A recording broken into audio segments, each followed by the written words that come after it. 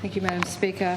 I rise to put on record concerns that the Greens have at the low attack by a member of the Labor Party at some highly respected and credentialed Tasmanian scientist. Dr Broad is scientifically trained, but he's discrediting his qualifications by his comments that willfully misrepresent the normal scientific process. The scientists Winoto, Lewin, Sanger and Kirkpatrick showed enormous integrity by withdrawing their paper that was published in May in the journal Fire as soon as errors in their data that they'd used were pointed out to them. This is the normal, appropriate scientific practice. Madam Speaker, the editor of the journal, Professor Alastair Smith, of the journal Fire, had this to say about the authors of the paper that Dr Broad last night attacked. Professor Smith said, "The retraction was made at the request of the authors of the original paper after they were alerted to an error. This is an excellent example of research integrity by the authors." He also said, "The science was driven by data, and scientists showed their integrity when they retracted studies after being faced with data that countered conclusions. This is what sets apart scientists from special interest groups. As such, all I can do is applaud the integrity of the authors as being of the highest standards." Madam Speaker, it wasn't the approach that was taken by the author, the scientist Attewell and others, who published a paper called "Timber Harvesting Does Not Increase Fire Risk and Severity in Wet Eucalypt Forests and Southern Australia" in Conservation Letters, the journal Conservation Letters, in 2014. Their paper is one piece of science that the forestry industry relies on, but when errors were found in that research, the authors did not retract their paper.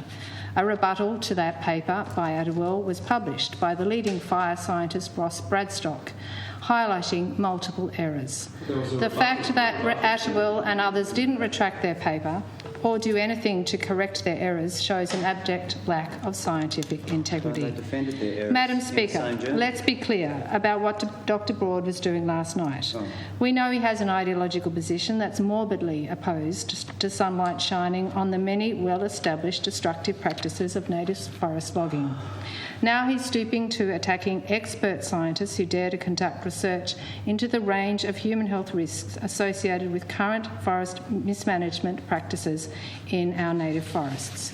Well, Dr Broad, don't shoot the messenger, and especially don't shoot your arrows of slander at scientists who are working with integrity. Why don't you take up your ideological cudgel and write to the authors of the paper that the forest industry still loves to cite, which has errors and has never been retracted. Madam Speaker, Dr Broad falsely accused Sanger et al. Of blaming Forestry Tasmania for the errors in their paper. They did nothing of the sort. You totally misinterpreted that quote, completely and abhorrently misinterpreted it. The media statement from Dr Sanger said they were frustrated with the difficulty of being unable to access the high-resolution forestry COOP data that has been withheld by Forestry Tasmania from researchers. So, Madam Speaker, why?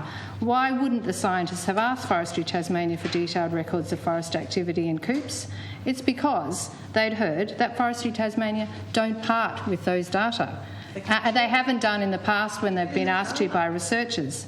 And what they did, Madam Speaker, like any scientist would do, is use the best publicly available data that they had, and that was the list map, the government's own list map. So, Madam Speaker, a forestry researcher who alerted Sanger et al. To the existence of higher resolution aerial photographic data has now made it clear to them that those data exist, because they weren't aware of those data, Madam Speaker, and that's the material that the researchers would like to access, and so that they can repeat their work and assess the fire risks in Tasmania from forestry activities. So, Madam Speaker, as distinguished Professor and Jamie Kirkpatrick, who's Professor of Geography and Conservation Ecology, said, the overwhelming evidence, clear evidence, shows that logging makes forests more flammable. I'd like the permission of the House to table 8 papers from Australian and international journals that demonstrate that relationship, and I've circulated them to members of the opposition and to government. And those papers make it very clear. But I would first like to say, before I table the papers, to Dr Broad, you should listen to the words of the veterinary Australian forestry scientist, Dr John Dargaville, speaking in The Guardian. And he has launched a blistering attack on his professional association after it used the retraction of that scientific paper to dismiss links between logging and increased bushfire risks. In an open letter to the Institute of Foresters Australia that was seen by Guardian Australia, Dr Dargaville said the Institute's reaction, quote, damages our standing and, quote, demeans all foresters in the public eye. Dargaville is retired but remains an associate professor at the Fenner School of Environment and Society at the Australian National University. He said, quote, we cannot afford to continue to present ourselves as a blustering, reactive, negative profession when the heart of forestry offers positive hope for the future. Well, Madam Speaker, Dr Broad, you cannot continue to present yourself and the Labor Party in this blustering, reactive and negative manner to scientists. If you continue to do so, you should rethink your use of your professional title. And Madam Speaker, what I have to table these papers, these 8 papers. Ask for leave. Can I have the leave of the House to table those papers? So the motion is that leave be granted. Those of that opinion say aye. Those to the contrary, no. The ayes have it. Thank you, Madam Speaker. And I'll read the names of the titles of the papers into Hansard. Recent Australian wildfires made worse by logging and associated forest management from Nature, Ecology and Evolution 2020. Extensive recent wildfires demand more stringent protection of critical old-growth forest from Pacific Conservation Biology 2020. New spatial analyses of Australian wildfires highlight the need for new fire resource and conservation politics from PNAS 2020.